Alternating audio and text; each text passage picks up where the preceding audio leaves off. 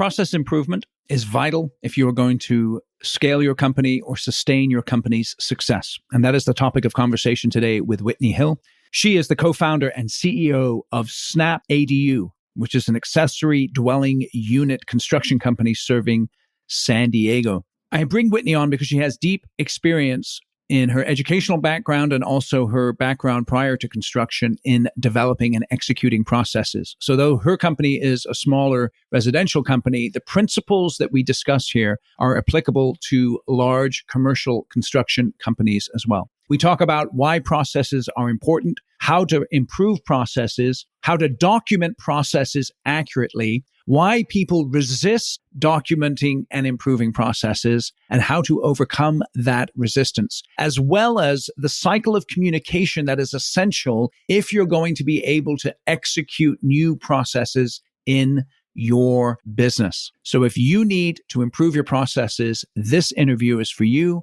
Enjoy it, share it, and if you can do this for me, I'd really appreciate it. That is, give Construction Genius a rating or a review wherever you get your podcasts. Thank you for listening today. This is Eric Anderton, and you're listening to Construction Genius, a leadership masterclass. Thomas Edison said that genius is 1% inspiration and 99% perspiration. If you're a construction leader, you know all about the perspiration, and this show is all about the 1% inspiration that you can add to your hard work to help you to improve your leadership. Whitney, welcome to Construction Genius. Thanks, Eric. Great to be here. I'm excited to have you on because I know that you are passionate about processes. And I don't usually do this, but I've got to tell you a story before we dive in. Let's hear it. All right. Now, I had a tooth. I'm not going to open my mouth and show the audience the tooth on the video, but I had a tooth that recently was taken out. And my dentist, what she did is she put in like the fake root. You know what I'm saying? You got to put the fake root in, and then the root, it's got to get bonded in with your bone structure before they put the crown on top, right? Okay. All right. So I'm a total sissy when it comes to going to the dentist. I hate it. She injected me and all this kind of stuff, and I sucked it up and I was brave, right? Blah, blah, blah.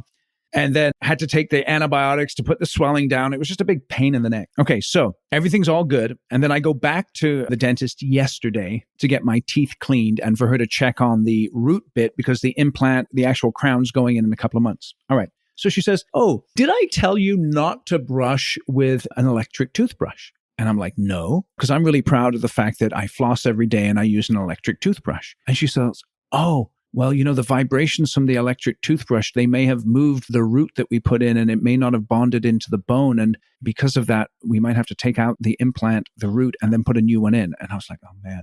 And that just struck me right there. I said, "Why didn't you tell me this?" And she was like over her shoulder talking to her assistant. "Hey, can you make a note to make sure that's in the documents from now on?" I'm like, "Dude, it's a process. You should have done something about that." And so that's why I'm so excited about you coming on and talking about processes. What is your main focus or passion when it comes to improving processes in a business? I think my main passion in it is best leveraging your team. And if you have not taken the time and effort to make sure you have streamlined processes, you're probably filling in some gaps with manpower that could be better allocated elsewhere. Okay, so let's just back up here. Tell me what you mean by a process. Give me a definition of a process. I'd say a process is any concrete sequence of actions that contributes towards a task related to broader goals in your company. And that might be in the production side. That might also be in the company support side on things like marketing. But as it relates to production, for us, processes all tie together so that we can build each one of our accessory dwelling units in the same way and ensure, like with your dental visit, that we have not left out any crucial steps along the way. You know, it's really interesting about you talking about best leveraging the team, because I can think of my poor dentist. This thought was bouncing around in her head for a long period of time. Did I tell Eric not to brush with the electric toothbrush? And I think that's one thing that a process does, right? Is it helps you to leverage your team by simplifying and then amplifying what it is they do on a daily basis. Is that right? That's exactly it. And it reduces that mental burden of having to keep in mind all of the things like don't brush with an electric toothbrush. And a lot of folks will get pushback on having concrete processes in place. A lot of the things that we heard in the beginning where I don't need to be told how to make a peanut butter sandwich. I know the steps. And it's like, well, sure, because you've made hundreds of those over your lifetime. So you're sometimes documenting things that seem very straightforward to more seasoned employees, but you have to keep in mind that you're doing this documentation so that everyone's on the same page about what the process is.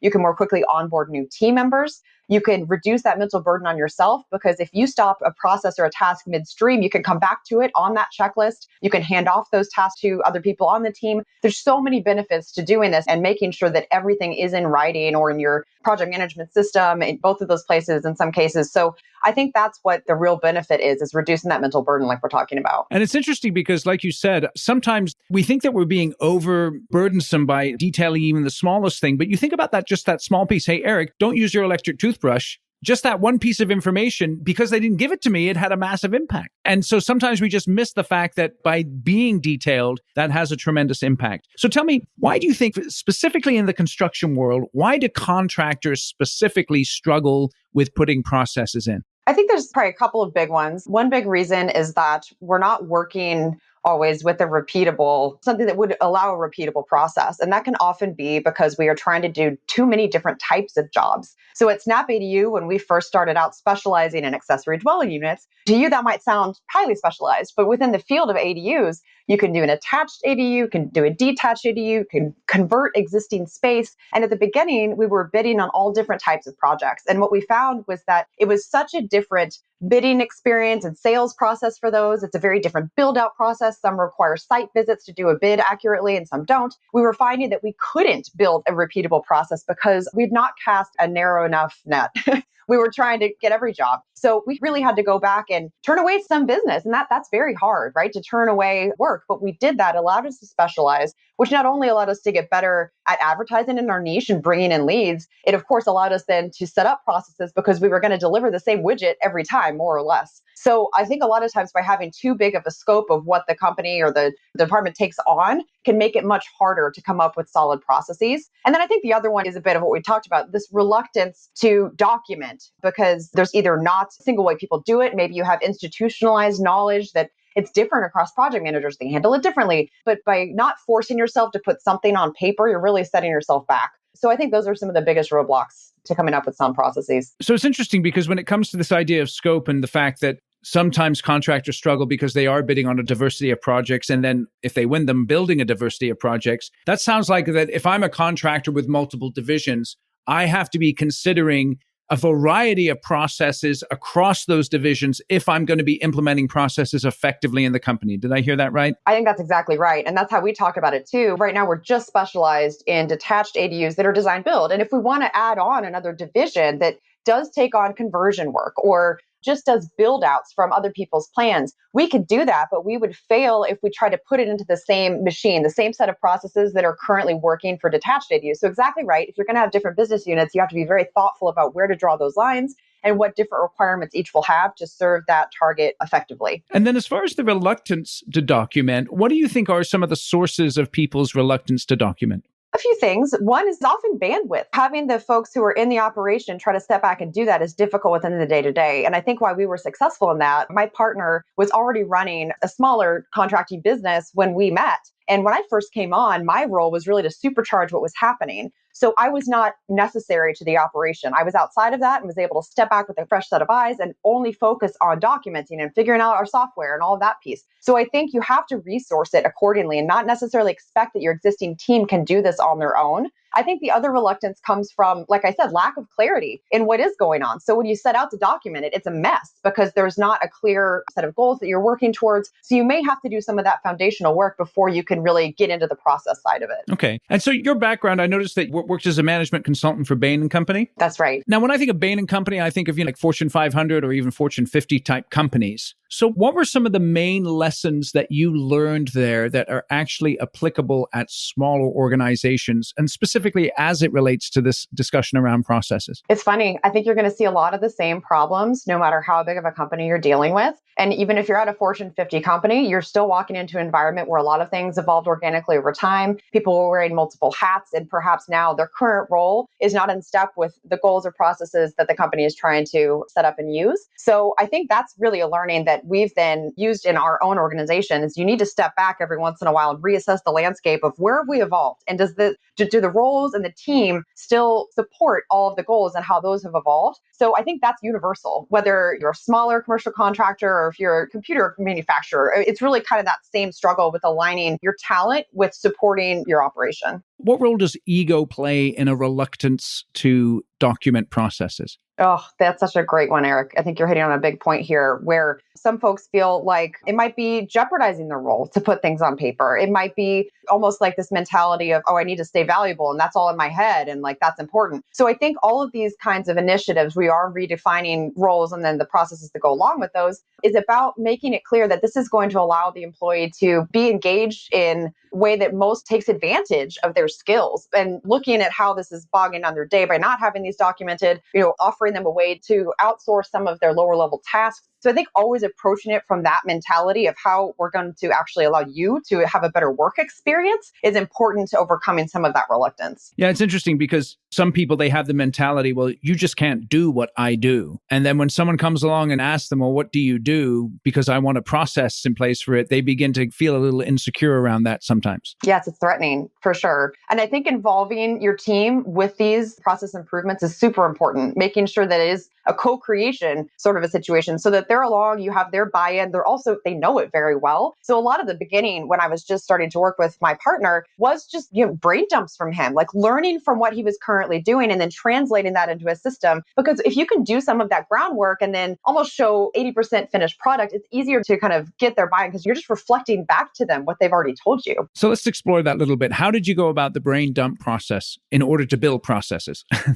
Right. And this kind of goes with this whole idea of like, where do you even start, right? If there are a lot of different moving parts. So we started by understanding what was already in place on kind of the bread and butter of his business, which was the construction side. So I interviewed all of his team on what their current roles were, just to get that landscape. And then also understand like what were the current bottlenecks and just doing a lot of interviews, honestly, and kind of getting familiar with the detail. But then where to start, I didn't day one walk in and say, oh, let's change how construction is run. I actually looked at where our business as a whole had the biggest weakness. And for us at the time, it was in our sales and marketing part of the business, which was basically non-existent. It was my partner just answering the phones and email best he could. And I'm sure he's doing a great job as one-offs, but it's not repeatable. It's not scalable. So we started at the weakest point of our business and worked our way forward from there until we actually addressed the construction piece at the end. So as we built the flow of how kind of the new flow of how a job would flow through our system, we just attacked those problems one by one, almost in sequence, because it is also difficult to take things that are already off the ground and running and try to like fit them into a new system.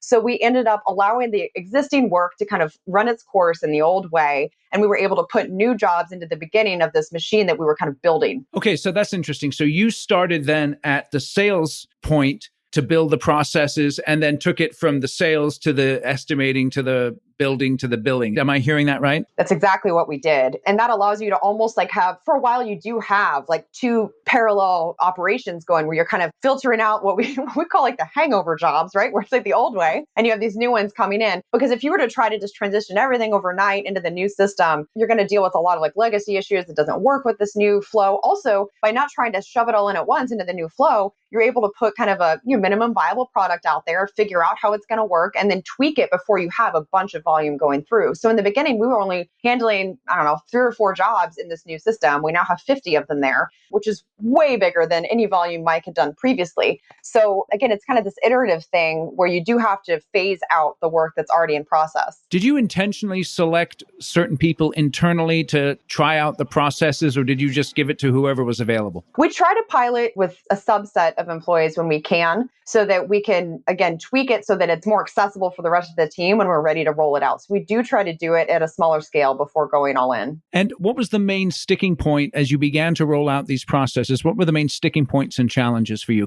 Especially because I can picture you coming into an organization and you don't have a background in construction and you've got to win credibility with people and you're introducing a whole bunch of new things. And sometimes in construction, you kind of get this and the guys and the gals are like, yeah, you really don't know what you're talking about. I know how to build. How did you work through all of that dynamic? Yeah, you're hitting the nail on the head here. And this is not just construction. I'd worked in warehousing prior to being at Bain, and we would roll out new things like scanners. And it was just such an uphill battle getting that buy-in. So it's definitely something I've had a lot of experience with. I think the secret is to, like I mentioned, get employees involved as early as you can, frame things as a pilot where you want want to get their feedback and give them that channel to vent and take what you can out of it. Often there's a lot of really good feedback. There's some you're going to have to not act on. And at the end of the day, as a business owner, you're going to have to make that call, whether or not it's always the most popular decision. But I do think that the difficult thing with a lot of software or tech rollouts is a lot of times it feels like you're building a rocket launcher to launch a paper airplane, because the scale you're operating at now, it'd be a lot easier to just throw that paper airplane. It's easier to pick up the phone, to email, than it is to use a project management software, for example. So I think that's also important, is that you need to stress that you're building this foundation for the next 5 years. It's not necessarily going to be the easiest, most streamlined way in this moment. Sure, we all know what our current flow is, and that's easy, but that flow will not allow us to scale 10x that we're trying to get to in 5 years. So I think painting that picture, always giving the context, getting employees engaged is critical to a successful rollout. And then when you're rolling out a new process, how much time do you allow to pass before you check in and tweak? How does that work? Oh, yes, this is a hard one because impatience, man. The analogy we use a lot is that it's like doing a load of laundry of whites, right? And you accidentally have that red sock in there, and now it's pink, and you're going to have to put the pink load into the dryer. And so a lot of times we have people who are still frustrated, like, why is the laundry still pink? And it's like, we did take the socks out of the next one. The next one's going to come out white, but it's taking a while to get to the dryer. So I think having that patience is crucial, because you need to see it through a full cycle, I think, before you can really see the results and know what all is going to have to be tweaked. So I would say that depending on how long of a process you're working with. So in our case, our build cycle from the start of somebody saying, yes, let's do the design build, to get in their keys, it's typically like a 12-month process. The build out itself, 4 to 6 months. So it's really only been in the last year for us that we've seen the full scope of a job come through. So I think you need to be comfortable not having the full results for a while and asking people to say, let's reevaluate this in 3 months, or whatever length of your time is to get a widget through your system. So there's always one word that just keeps popping into my head, is idea of communication, and perhaps over communication, where you're giving the vision for why you're doing it. You're giving the vision for the process of implementing the process. And you're making sure that people have an open line of communication to be sharing some of their challenges as you go through it. Am I hearing that right? 100%. And actively soliciting that. Because even if people have these ideas in their mind, not all of them may be comfortable unless you actively solicit. So when you're planning the process improvement, you're really planning the communication program along with that, as you're saying. How much work do you guys self-perform? As far as the construction itself, we have supervisors on site, but we do not self-perform any of the trades. Okay, so that brings up another question then. And whether you're a small company, or let's say I'm $1 billion GC, right? And I have processes in place, and then I have subs that I have to deal with who perhaps do business differently. How do you work with your subs to make sure that they're on the same page with you in light of executing in areas where you guys are integrated and you really need them to be on point with their processes? Yes. Good segue, because it goes back to the same thing about communication. And it's such a bland term, Eric, communication. I know. Yeah. But it really does come down to that. And we didn't do a good job of this, frankly, because we were still figuring out our own internal processes, and we didn't do a great job of onboarding our subcontractors. So I think it starts with needing to, as quickly as you can, getting some working version of how your subcontractors would be expected to fit into this process, and literally having an hour-long meeting with every one of them to describe what we're trying to do and to ask them what they need from us to make it possible on their side. And we didn't do that out of the gate. We sort of just muddled through, people got different messages, and now we're going back to do that work. So if I were giving advice to someone doing this from the get-go, along with the communication plan for your internal team, you're also thinking about what will this necessitate as far as re-onboarding a lot of your subcontractors. The fact is, too, you're going to have some that don't operate in the new environment, and you're going to have to make a decision about whether your team is going to fill in those gaps and still work in perhaps an old method with some of your subcontractors. How long are you willing to do that versus go out and source new subcontractors that are willing to deal with that and frankly, can keep up with your pace of innovation. That's been something we've struggled with too, because the subcontractor base that serves construction operation that does 10 jobs a year versus 60 is very different. So you have to be prepared to manage that evolution as well. And again, back to the comment about not assuming the team can take that on. That was another problem we had where we were expecting our project managers to deal with that, the subcontractor evolution. We really needed to have somebody dedicated just to dealing with subcontractor management. It couldn't be an operational person. There wasn't time. So again, appropriately resourcing during this time is going to ultimately save you time and expense down the road. Hey, this is Eric. Thank you for listening today. I hope you're enjoying my interview with Whitney. And this is the planned commercial break to remind you to buy this book. Now, why do you want to buy this book? Well, we're talking about improving processes with Whitney today.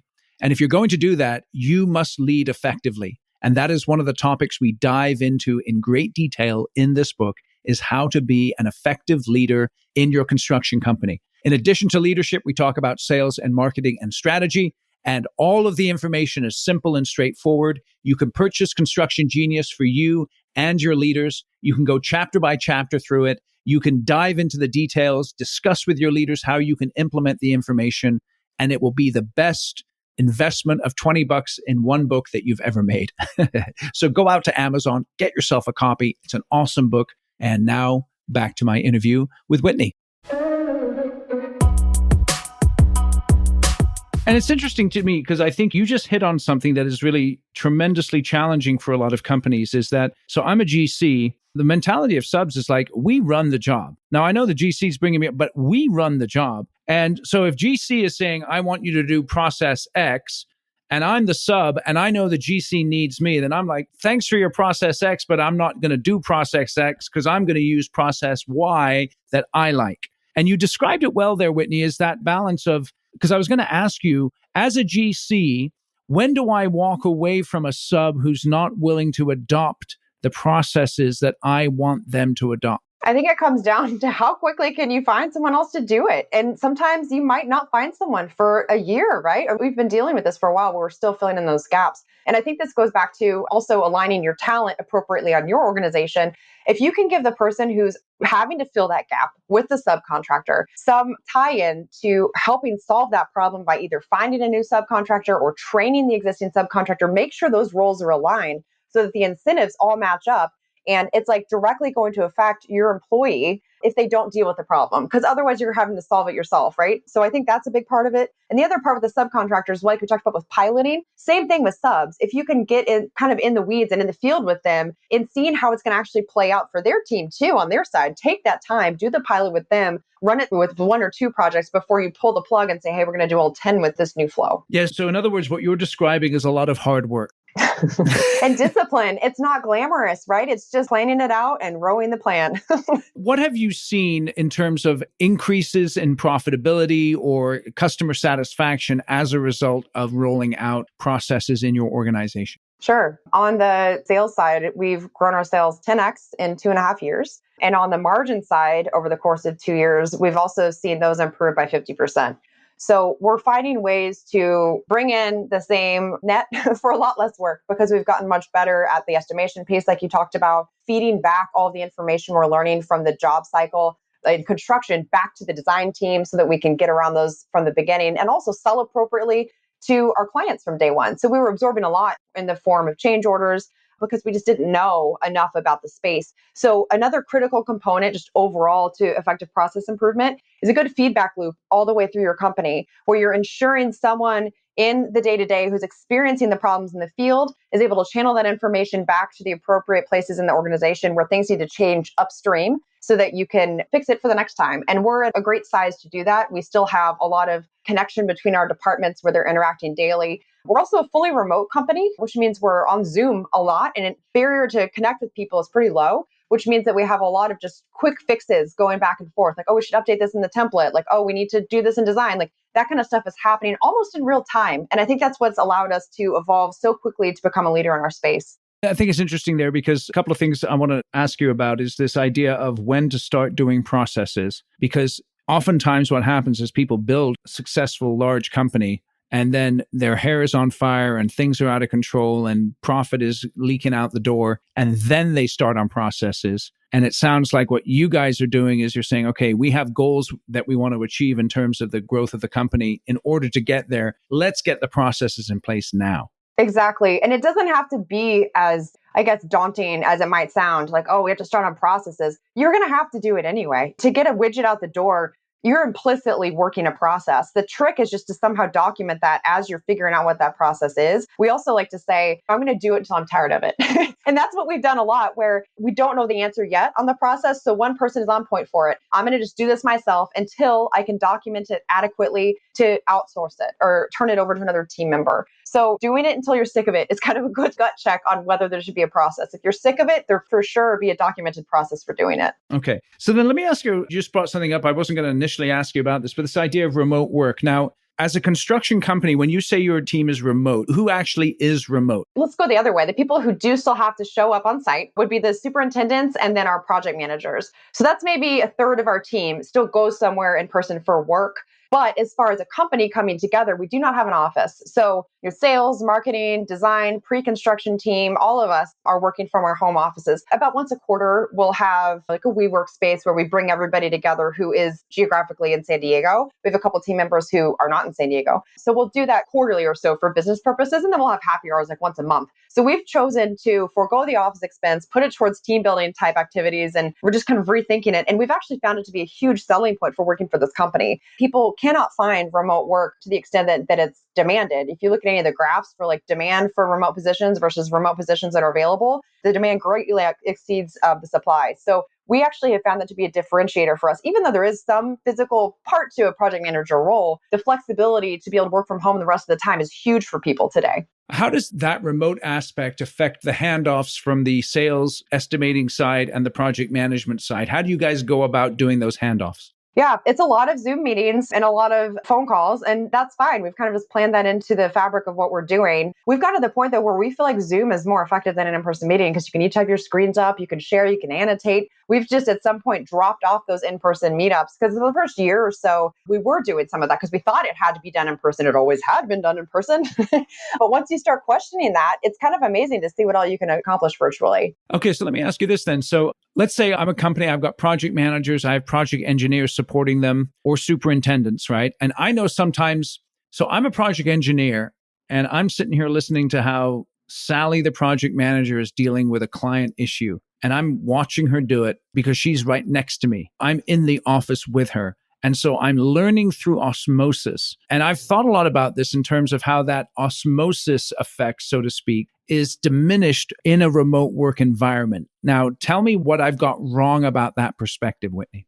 Sure. No, I think there's definitely some validity there to kind of replicate that. You have to set up an environment virtually that mimics it. So we use Zoom chat in addition to Zoom for all of our communications. And within Zoom chat, we have your different little rooms where people interact. And it might just be for a break room where people are just interacting on fun, silly things. There's an office room where it's like announcements for the team and that sort of thing. There's like a Q&A one where people pop into their questions. So you have to start thinking about how can I foster that, right? The other thing we use is Loom to record our screens. So we're often doing those kinds of little heads up videos to people when it's development type things that's a training or feedback sort of a situation. So when it really gets down to it, the piece that you kind of can't replicate is just like the availability of somebody right across your desk. I worked like that for 10 years, right? We all did, where you're maybe more likely just because they're top of mind. So I think you have to try to find a way to keep people top of mind for each other. And how we've done that is just being very active during the day on Zoom. Excellent. Excellent. If there was one thing you could change about remote work, what would it be?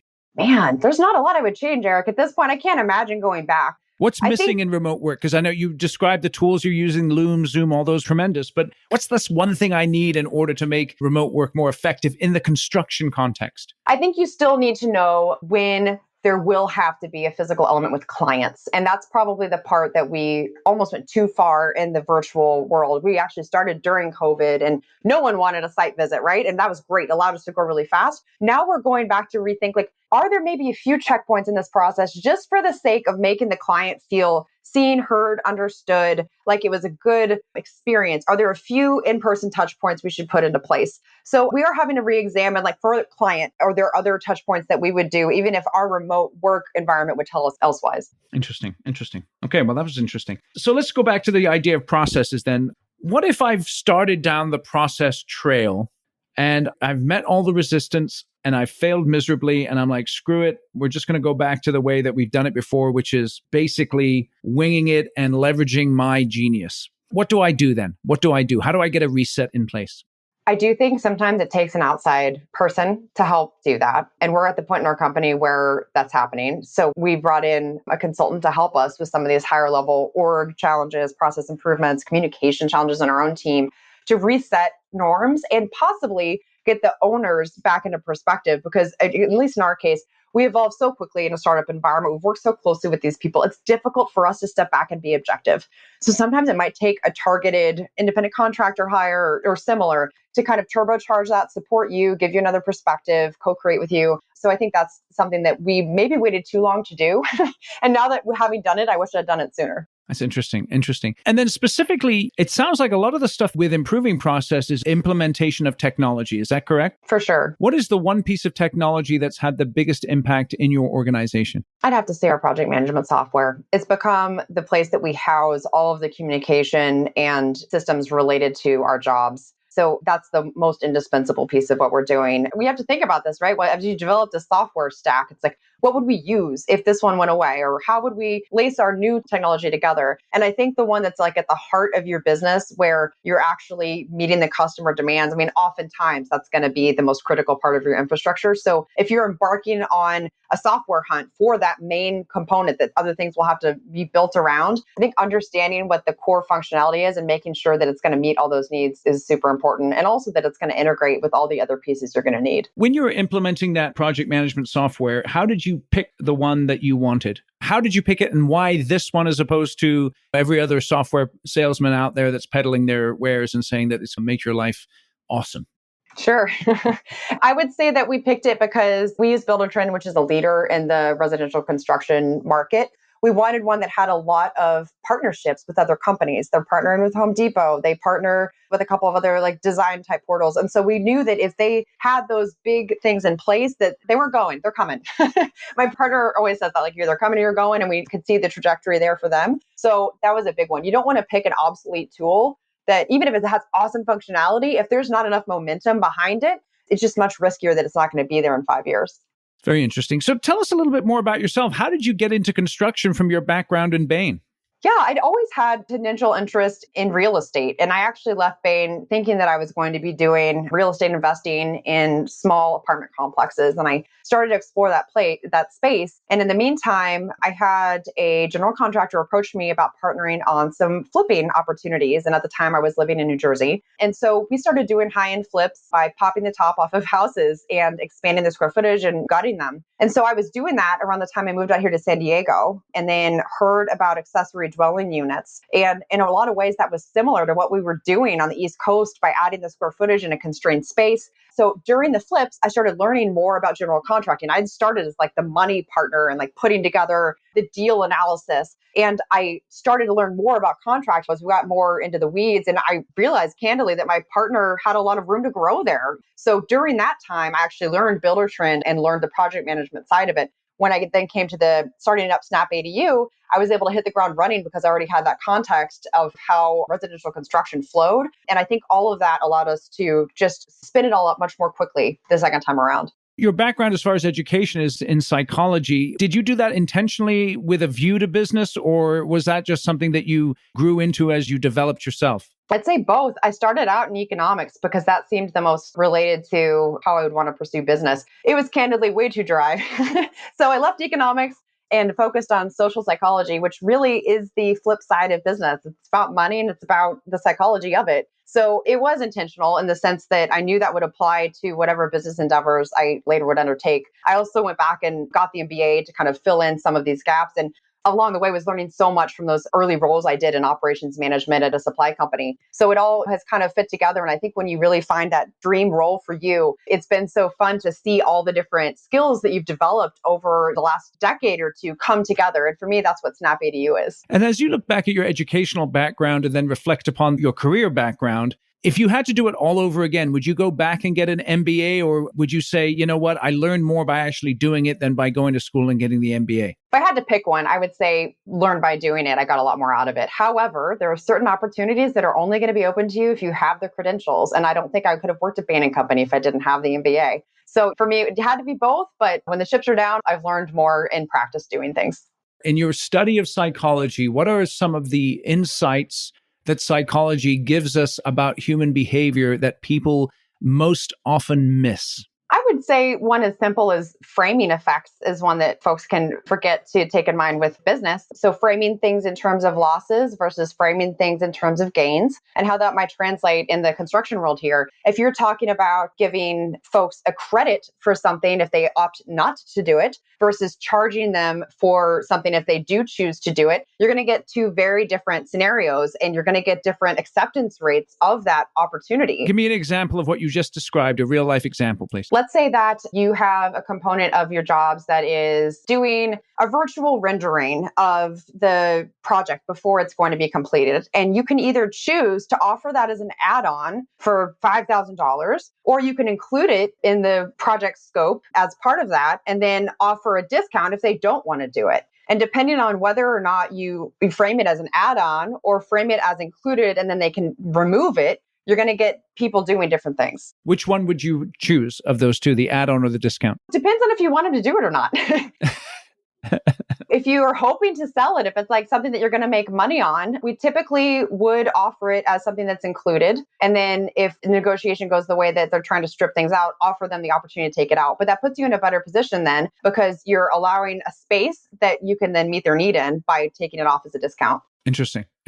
Excellent. So then who's your favorite psychologist? I would actually mention Esther Perel. She's a relationship psychologist, but there's a lot of her teachings that translate into business. So what's one book that we should buy from her? Do you know a book off the top of your head? She has a couple of TED Talks I would recommend looking up. And how do you spell the name? I'm sorry, I want to make sure I get that. Is it Esther, you said? Esther Perel, Perel. Perel. Yeah, she's a Belgian psychologist. Okay, excellent. We're going to look up some TED Talks from Esther and make sure that those are in the show notes. Awesome. So tell us a little bit more about SnapADU. SnapADU is the leading design build contractor in Greater San Diego. We build about 50 ADUs a year. And we have specialized to become one of the leading builders of ADUs in California. So we're deciding, how we want to take this, whether we want to continue to grow just in our geography or consider expanding. Excellent. And tell me what you missed the most about the East Coast. I miss fall. Fall is lovely on the East Coast with Halloween and everything. That's what I miss. That's what you miss. Okay. And what do you like best about San Diego? Also a weather thing. I like not having to plan for any weather with my kids. If we're going out, I can just safely put them in jeans and a t-shirt and it's going to work out. That's terrific. And how can people get a hold of you and connect with you? They can reach me through our website, snapadu.com. We have a contact form there if you'd like to get in touch. Awesome. Well, Whitney, I really appreciate you coming on the show and thank you very much for your time. Thanks for having me, Eric. Thank you for listening to Construction Genius today. I hope you enjoyed my interview with Whitney about process improvement. And you may wonder whatever happened to me at the dentist. I didn't finish the story during the podcast, so I'm going to tell you. The dentist said that perhaps my root that she had put in would need to be taken out and replaced because using the toothbrush would have stopped the root from embedding in my bone. So she said, Eric, I've got to take an x-ray. So you can imagine I was kind of a little perturbed. So she took an x-ray and then we had to wait for 2 or 3 minutes while the x-ray was processed. And thankfully, despite me using the electric toothbrush, the new root that she put in, the artificial root, has joined to the bone and will be able to get the crown on my tooth here in a few months. Nevertheless, though, she should have had a process in place to help deal with that issue. So anyway, if you ever go to the dentist and you ever get a tooth removed and a new implant put in, don't use an electric toothbrush. Appreciate you listening to Construction Genius today. Feel free to share this episode with other people.